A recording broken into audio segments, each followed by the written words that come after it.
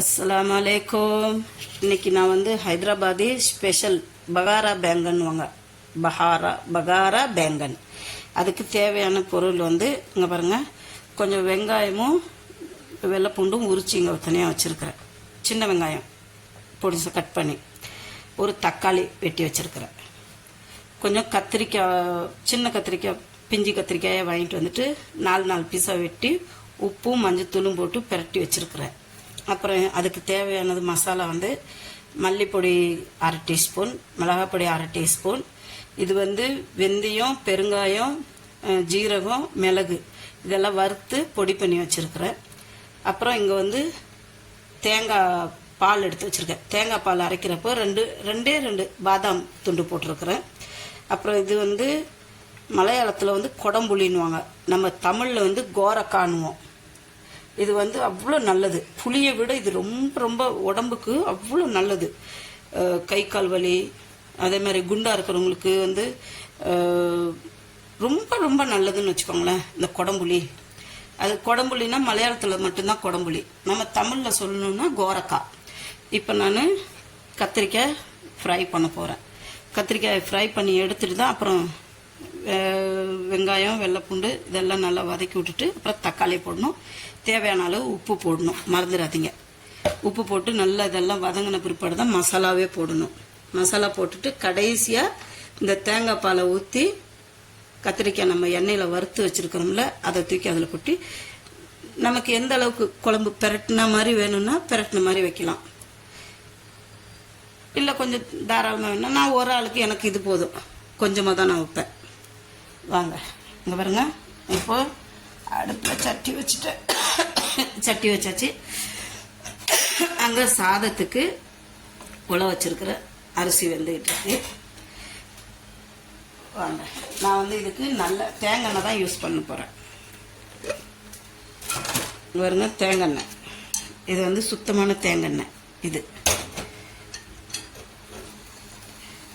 தேங்காய் கொஞ்சம் தாராளமாகவே விடலாம்.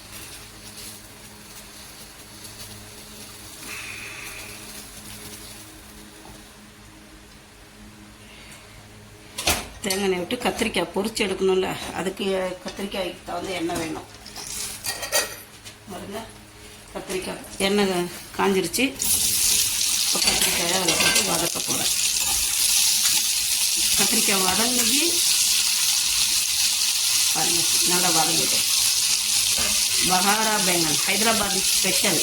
அவங்க வந்து கசகசாலாம் போடுவாங்க, கசகசா கடலக்கொட்டையெல்லாம் போடுவாங்க. நான் கசகசாவும் கடலக்கொட்டையும் போடலை, சும்மா சிம்பிளாக வைக்கிறேன்.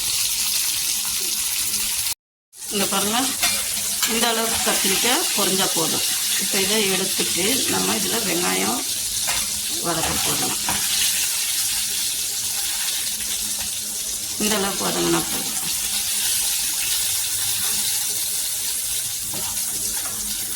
ஏன்னா நம்ம தாளிக்கிறதுக்கு எதுவுமே தேவையில்லை, எல்லாம் போட்டிருக்கிறோம் இதுலேயே, அரைக்கிறது இல்லையே.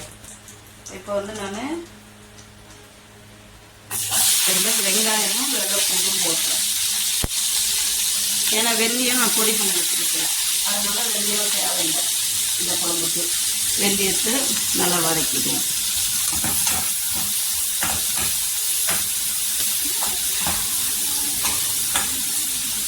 அங்கே சாப்பாடு வெள்ளையிட்டு இருக்கு.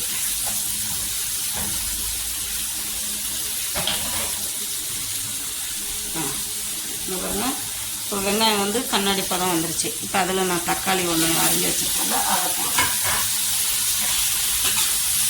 அதையும் போட்டு கொஞ்சம் நல்லா வதங்க விடுவோம்.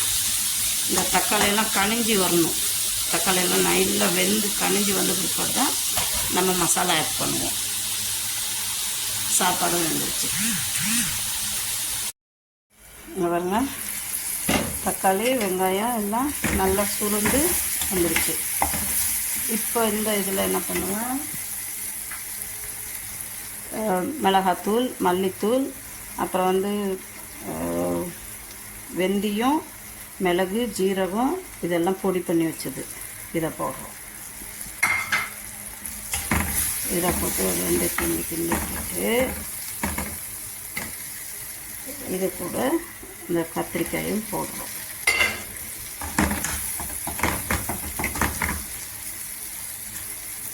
கத்திரிக்காய் போட்ட உடனே பாருங்க, அரைச்சி வச்சேன்ல தேங்காயும் முந்திரி பருப்பு, சும்மா ஒரு ரெண்டு பீஸ் தான் போட்டேன். ஏன்னா அவங்க வந்து எள்ளு போடுவாங்க, எள்ளு கசகசாலாம். நான் எள்ளு போடல, அதனால தான். இது இப்போ அப்படியே சுண்டி வந்துச்சுன்னா குழம்பு எவ்வளோ டேஸ்ட்டாக இருக்கும் தெரியுமா? அப்படியே இட்லி தோசை சாப்பாடு கூடலாம் வச்சு சாப்பிட்லாம், செம்மையாக இருக்கும். நான் கொஞ்சமாக தானே, நம்ம ஒரு ஆளுக்கு எவ்வளோ வைப்போம், கொஞ்சமாக தேவைன்ற அளவுக்கு வச்சுக்கிறது தான். இந்த ஸ்டேஜில் உப்பு பார்த்துக்கோங்க.